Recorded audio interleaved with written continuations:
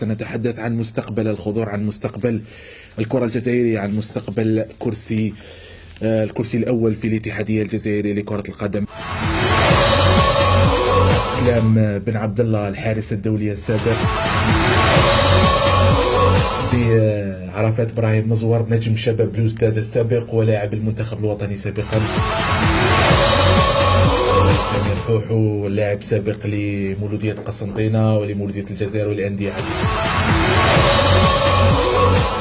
الغلطة الكبيرة كي خلينا نقول كيف واحد من المنتخب الوطني.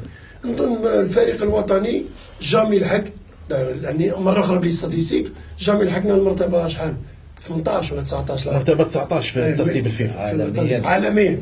غادي نقول له صرات لنا واحد ما نقولوش مهزلة، كاينه حاجه فوق المهزله غادي نقولها لك دروك انا.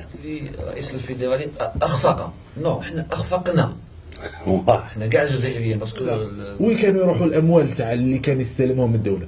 ما تقوليش باللي يعني الدوله ولا تمد دراهم غير كي جا وراه ولا تمد له دراهم باش ينفيستي في المنتخب الوطني. نقولوا ارحل وتعاود تولي كيما بكري، كنا نجيبوا نردوا ليكيب ونبيعوها ونشروها كيما قال سي بن عبد الله نقطعوا ليبا وكاع. نقسمكم بالله لا تكلمنا، قعدت معاه انا فتره مع الزملاء توعي تحيرت من كلامه.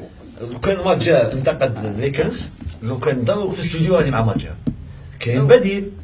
بصح انا حطمتني كلاعب، هذا المشكل. انت نجحت كلاعب بصح انا ما خليتنيش ننجح كلاعب. نقاش حاد في برنامجكم الأفناك في الكان يأتيكم صلاة هذا الثلاثاء على الساعة 10 مساء، فكونوا في الموعد. نعطيك ربي القايد.